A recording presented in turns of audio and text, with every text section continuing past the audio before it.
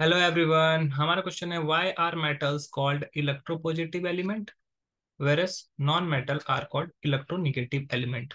बोला गया है कि मेटल को इलेक्ट्रोपॉजिटिव एलिमेंट क्यों बोला जाता है और नॉन मेटल को इलेक्ट्रोनेगेटिव एलिमेंट क्यों बोला जाता है, ये बताना है। तो देखो, मेटल्स के पास क्या होता है, टेंडेंसी होता है इलेक्ट्रॉन लूज करने का। और इलेक्ट्रॉन जब लूज होता है तो उस पर पॉजिटिव चार्ज आता है। ठीक है, तो इलेक्ट्रोपॉजिटिव चार्ज आता है, इसी वजह से इसको पॉजिटिव इलेक्ट्रोपॉजिटिव एलिमेंट बोलते हैं। Metals have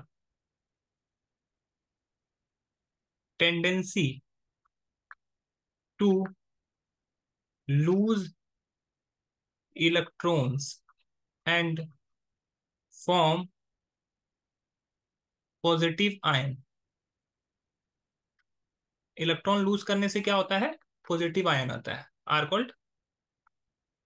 are called cation. So so metals are called metals are called electropositive element. अब देखो मेल, ठीक है, उसके बाद अभी एलिमेंट्स बोला जाता है। Versus versus versus non metal क्या करता है, versus non metal non metals have tendency to gain electron gain electrons and form negative ion are called anion.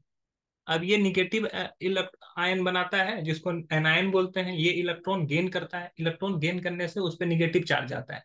Negative charge आने की वजह से उसको नेगेटिव आयन बन जाता है, और निगेटिव आयन को हम लोग एनायन बोलते हैं।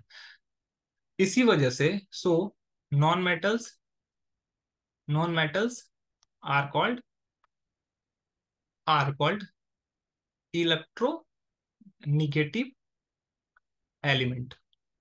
अब देखो यहाँ पे एग्जाम्पल के थ्रू हम लोग समझाते हैं। जैसे सोडियम है, सोडियम क्या करता है, एक इलेक्ट्रॉन यहाँ से अपना लूज कर लेता है। ठीक है, ये इलेक्ट्रॉन लूज किया, यहाँ से एक इलेक्ट्रॉन जब सोडियम से निकल गया तो क्या होगा कि इसके आउटर मोस्ट सेल में एक इलेक्ट्रॉन कम हो जाएगा। ठीक है, जैसे सोडियम के आउटर मोस्ट सेल में सोडियम का एटॉमिक नंबर 11 होता है, तो इसके पास 11 इलेक्ट्रॉन है। ठीक है, 11 इलेक्ट्रॉन है, 11 प्रोटॉन है।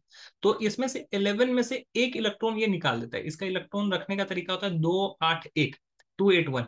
तो ये एक आउटर मोस्ट सेल से एक इलेक्ट्रॉन जब निकाल देता है, क्यों निकालता है, क्योंकि इसको स्टेबल फॉर्म में आना है। और स्टेबल फॉर्म में जब वो तभी आएगा जब वो आउटर मोस्ट सेल में ऑक्टेट कंप्लीट करेगा। तो ऑक्टेट कंप्लीट करने के लिए ये क्या करता है, एक इलेक्ट्रॉन लूज करता है। एक इलेक्ट्रॉन जैसे ही लूज करता है तो इलेक्ट्रॉन क्या होता है, 11 से हो जाता है 10 इलेक्ट्रॉन। और प्रोटॉन जो होता है 11 का 11 रहता है। प्रोटॉन पे हो जाता है पॉजिटिव चार्ज, इलेक्ट्रॉन पे होता है निगेटिव चार्ज। तो यहाँ पे पॉजिटिव चार्ज की संख्या बढ़ जाती है, इसी वजह से इस पर क्या होता है, प्लस चार्ज आ जाता है, इसलिए ये Na प्लस बन गया है। ठीक है, और इसको इलेक्ट्रोपॉजिटिव एलिमेंट बोलते हैं। वही अगर दूसरी तरफ देखोगे, जैसे मान लो क्लोरीन की बात करते हैं, क्लोरीन क्या करता है, एक इलेक्ट्रॉन एक्सेप्ट कर लेता है और Cl माइनस बन जाता है।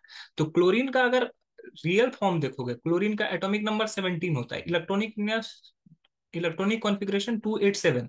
आउटर मोस्ट सेल में 7 इलेक्ट्रॉन है। ये क्या किया, एक इलेक्ट्रॉन को क्या करता है, ऐड किया।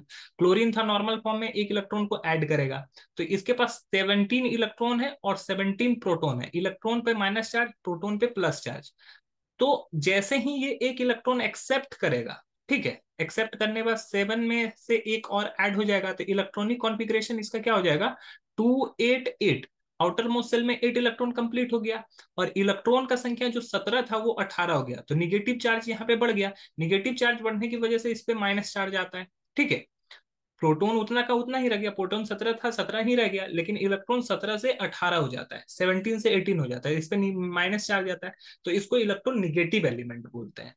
आई होप ये क्वेश्चन आपको समझ में आया होगा। That's all, thank you.